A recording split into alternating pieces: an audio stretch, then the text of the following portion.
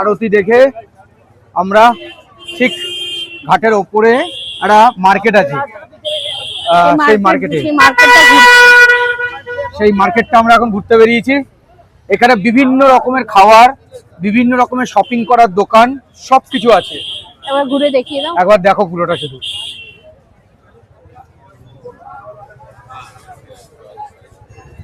Just ভিড়টা দেখো সবাই। বলো আরতি কেমন দেখলে? Two good. আর আরতি ফ্রিতে দেখা যায়, সেটার জন্য কোনো টাকা পয়সা দিতে হয় না। মানে টাইমেও তোমার 6:30টার সময় পৌঁছে আমরা একদম সামনে থেকে ফ্রিতে আরতি দেখেছি। যারা মিথ ক্রিয়েট করার চেষ্টা করে যে প্রচুর ভিড় হয় বা মানে মেবি এখন এই সিজনটা অফ বলে হয়তো মনে হচ্ছে। এটা অফ সিজন, এটা অফ সিজন, শুধু লোক দেখো। অ্যাপারেন্টলি যদি মনে হয় যে হোলিতে লোকজন বেড়াতে আসেনি তাহলে অফ সিজন, আদারওয়াইজ নয়, কারণ এখানে প্রচুর শয়ে শয়ে লোক। আরতি যখন দেখছিলাম সেখানেও অনেক লোক ছিল। আমরা যেটা করেছি সবথেকে বড়, সিন্ধিয়া ঘাট থেকে বেরিয়েছি, ঠিক পাশেই মানিকর্ণিকা ঘাট আমাদের ছিল, ওখান থেকে বোটে উঠেছি 100 টাকা পার হেড। সেটা দিয়ে পুরো আশি ঘাট অবধি বোট রাইড হয়েছে। আবার সেই বোটটা ব্যাক করে এসে দশাশ্বমেধ ঘাটে নামায়। দশাশ্বমেধ ঘাটের একটা ঘাট দুটো ঘাট আগে নামায়, কারণ ওই ঘাটের সামনে নামানোর জায়গা থাকে না। রাজাঘাট ওই জায়গাটা নামিয়েছে। পায়ে হেঁটে 2 মিনিট পায়ে হেঁটে গিয়ে আমরা সুন্দর সবাই যেখানে বসেছিল সেটা নিয়ে ঢুকে গেলাম।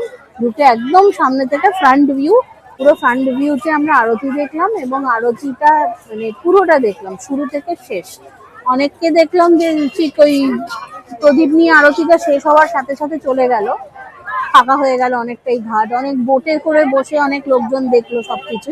বাট আমরা একদম শেষ অবধি, যেখানে চামড় দিয়ে দিয়ে সব দেওয়া, শান্তির জল ছিটানো থেকে শুরু সবটা দেখে একদম তারপরেও প্রসাদ খেয়ে তারপরে অনেকক্ষণ বসেছিলাম আমি ঘাটে। শুভেন্দু একটু মার্কেটের দিকে গেছিল, সেখানে গিয়ে আবার একটা পুজো দিয়ে চলে এসছে মা কালীর মন্দিরে। এখানে দশাশ্বমেধ ঘাটের ওপরেই একটা ছোট্ট মা কালীর মন্দির আছে।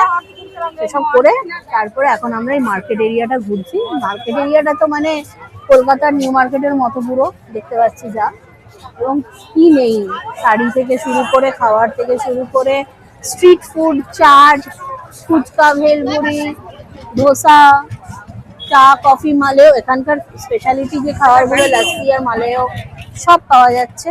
প্রচুর মানে সুন্দর ঠাকুরের জিনিসপত্র কেনার দোকান আছে। আজকে সব অবজার্ভ করছি, এরপরে শুভেন্দুর পকেটটা ফাঁকা করবো কাল থেকে। বুঝতে পারছো এরকম মার্কেট মানে একটা এমন জায়গা। বেনারস আমরা সবাই জানি পৃথিবীর সবচেয়ে পুরনো একটা শহর, পুরনো একটা জায়গা, পুরনো একটা স্থাপত্য।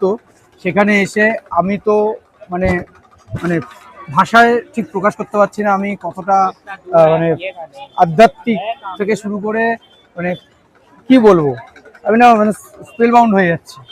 সত্যি কথা বলতে ছোটবেলা থেকে অনেকবার ভেবেছি বেনারস যাবো, কিন্তু কোনোদিন আসা হয়নি। তো অবশেষে এসছি। আর যেটা টিভিতে, ভিডিওতে, ফেসবুকে এর আগে দেখেছি আরতি, সেই আরতিটা মন ভরে দেখেছি। আর এখন একটু খেতে বেরিয়েছি, কারণ সকাল থেকে সেরকম কিছু খাওয়া হয়নি।